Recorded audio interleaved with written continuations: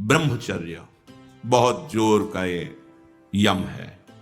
ब्रह्मचर्य के बिना जीवन मृत है, मृत जीवन। ब्रह्मचर्य अमृत है। मन, वाणी, शरीर बड़ा भारी इनका साधना में योग है। अष्ट प्रकार के मैथुनों का सर्वथा त्यागी ही ब्रह्मचारी कहा जाता है।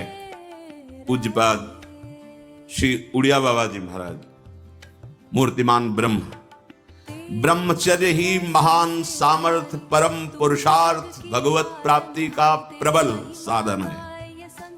परम सुख का, परम शांति का, परम स्मृति का, महान धृति का ये प्रधान साधन ब्रह्मचर्य है। जो इस साधन से हीन है वो मृत हैं, खुद देख ले। स्मृति काम नहीं, शरीर में विशेष रजोगुण का प्रभाव, भोग वासना से जलता हुआ हृदय, छल कपट, आगे चलकर शरीर पीड़ा से युक्त हो जाना, बुझा बुझा स्वभाव रहना, हृदय में एक विशेष चिंता, कल्पनात्मक भय, विषाद और पशुवत आचरण, ब्रह्मचर्यहीन जीवन। जो ब्रह्मचर्य धारण करना चाहे, भगवत मार्ग में जो चलते हैं उनके लिए तो है ही, पर जो भी परम सुख, परम आनंद और लोक में उन्नति, परलोक में परम पद, उसे ब्रह्मचर्य अवश्य धारण करना चाहिए। वैरागी के लिए नैष्ठिक ब्रह्मचर्य, आजीवन ब्रह्मचर्य। प्रवृत्ति गृहस्थ मार्ग के लिए संयम पूर्वक ब्रह्मचर्य का बर्ताव करना।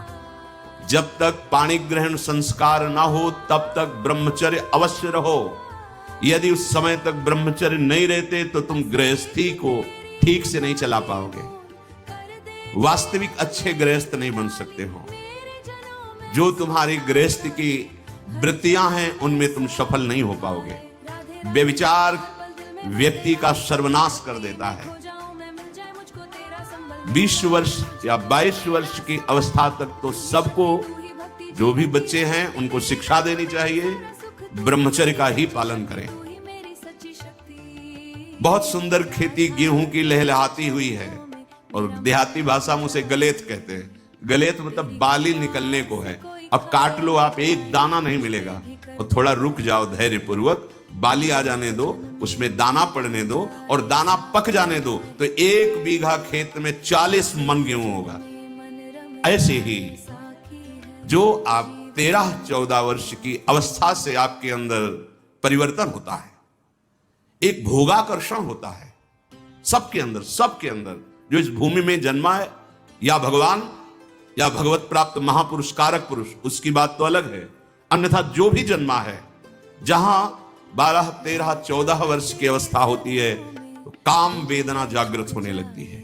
मन एक अलौकिक आकर्षण, भोगाकर्षण की तरफ भागने लगता है। एक चाह होती, कोई हमारा ऐसा दोस्त हो, कोई हमारा ऐसा प्यारा हो जिसको हम अपना जीवन समर्पित करें। ऐसा होता है, एक माया का ऐसा आकर्षण होता है।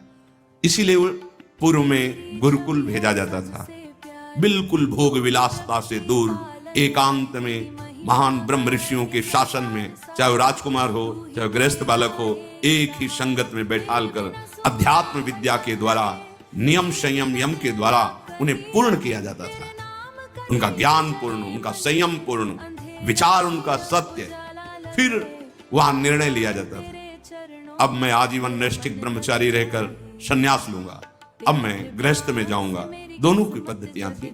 गुरुजनों को संतुष्ट करके एक विरक्त मार्ग में चले जाते, गृहस्थ मार्ग में। जो गृहस्थ मार्ग में जाते, पाणी ग्रहण हुआ, उसमें भी गुरुकुल में रहकर शिक्षा मिली है, कब, कैसे, किस विधान से हमें ब्रह्मचर्य का गृहस्थ में प्रयोग करना है।